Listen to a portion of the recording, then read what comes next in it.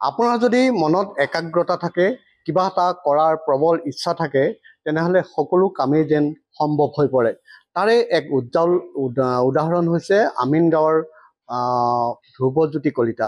মই ক'ব বিচাৰিছোঁ যে এই ধ্ৰুৱজ্যোতি কলিতাই 2 বছৰ আগেয়ে আমিনগাঁৱত এটা উদ্যোগ স্থাপন কৰিছিলে, যিটো উদ্যোগত তেওঁলোকে প্ৰস্তুত কৰিছিলে যে অসমৰ যি সুস্বাদু ব্যঞ্জন, ভেদাইলতা, নৰসিংহ, কলডিল, এনেধৰণৰ খাদ্যবিলাক তেওঁলোকে পেকেজিং কৰি বিক্ৰী কৰাৰ এক ব্যৱস্থা কৰিছিলে। আৰু সম্প্ৰতি সেই ব্যৱস্থাই কেৱল ভাৰতবৰ্ষই নহয়, ভাৰতৰ বাহিৰত জাপান, জাৰ্মানী আৰু USA-ত বজাৰ দখল কৰিবলৈ সক্ষম হৈছে। মই প্ৰথমে এই দৃশ্য দেখুৱাইছোঁ, কেমেৰাপাৰ্চন গোপাল ঠাকুৰীয়াই দেখুৱাইছে। মই প্ৰথমে দেখুৱাইছোঁ, এয়া হৈছে কলডিলৰ আচাৰ বুলি তেওঁলোকে কৈছে, আৰু লগতে এনেধৰণৰ সুস্বাদু ব্যঞ্জন। এয়া মই দেখুৱাইছোঁ, এয়া হৈছে ভোট জলকীয়া। এনেধৰণৰ বিভিন্ন ধৰণৰ খাদ্য তেওঁলোকে প্ৰস্তুত কৰে, পেকেজিং কৰে, আৰু এই পেকেজিং প্ৰায় এবছৰ পৰ্যন্ত ভালে থাকে বুলি তেওঁলোকে উল্লেখ কৰিছে। আৰু তেওঁলোকে যিহেতু 2 বছৰ আগে ইয়াতে আৰম্ভ কৰিছিলে, আৰু সম্প্ৰতি কেৱল ভাৰতবৰ্ষই নহয়, ভাৰতৰ বাহিৰতো তেওঁলোকে বজাৰ দখল কৰিবলৈ সক্ষম হৈছে। মই ধ্ৰুৱজ্যোতিৰ ওচৰলৈ আহিছোঁ, এগৰাকী ধ্ৰুৱজ্যোতি, মই আপোনাৰ ওচৰলৈ আহিছোঁ যে আপোনালোকে 2 বছৰ আগে যিটো খাই চোৱা উদ্যোগ স্থাপন কৰিছিলে, আৰু শেহতীয়াভাৱে এই উদ্যোগটোৱে কেৱল ভাৰতবৰ্ষই নহয়, ভাৰতৰ বাহিৰতো বজাৰ দখল কৰিবলৈ সক্ষম হৈছে। নিশ্চিতভাৱে এটা সুন্দৰ পদক্ষেপ। তথাপিও সুধিছোঁ, কেনেধৰণে আগবাঢ়িছে? আমাৰ ছাৰ এইটো এটা বহুত ভাল, আমাৰ নিজৰ ভাল লাগে যে আমি ওচৰৰ মানুহবিলাকক আমি এমপ্লয়মেণ্ট দিব পাৰিছোঁ। আজি আমাৰ কাৰণে ফেমিলি এজন চলি আছে, বহুত ভাল লাগে আমাৰ শুনিবলৈ।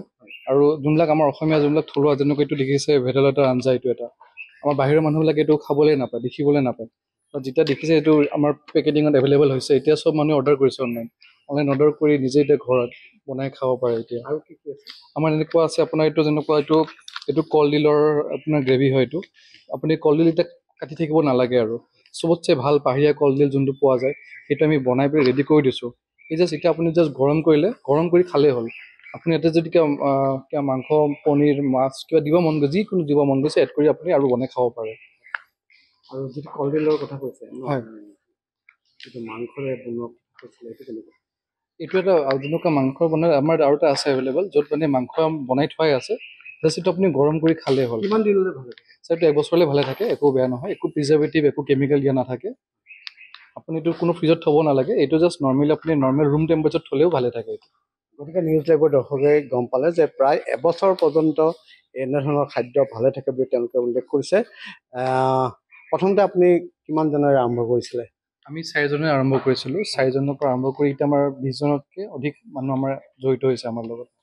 গতিকে মাত্ৰ 4 জন কৰ্মচাৰীৰে তেওঁলোকে এই ব্যৱসায়টো আৰম্ভ কৰিছিলে, আৰু বৰ্তমান তেওঁলোকে 20 জনতকৈ অধিক লোকক তেওঁলোকে সংস্থাপন দিবৰ কাৰণে সম্ভৱ হৈছে। মই এই সুন্দৰ পৰিৱেশ দেখুৱাই আছোঁ, কেমেৰাপাৰ্চন গোপাল ঠাকুৰীয়াই দেখুৱাইছে যে আমিনগাঁৱত যি খাই চোৱা, এই খাই চোৱাই এতিয়া কেৱল আমিনগাঁৱেই নহয়, অসমৰ লগতে ভাৰতবৰ্ষৰ বিভিন্ন প্ৰান্তত তেওঁলোকে বজাৰ দখল কৰিছে। আৰু 13 নদী 7 সাগৰ পাৰ হৈ তেওঁলোকে ইতিমধ্যে জাপান, জাৰ্মানী আৰু USA-ৰ বজাৰ দখল কৰিছে। মই পুনৰ আপোনাৰ ওচৰলৈ আহিছোঁ। এই যে আৰম্ভ কৰিছিলে, আপোনালোকে মূলধনটো ক'ত পাইছিলে? আমাৰ ইনিচিয়েলি আমাৰ কোনো মূলধন নাছিলে।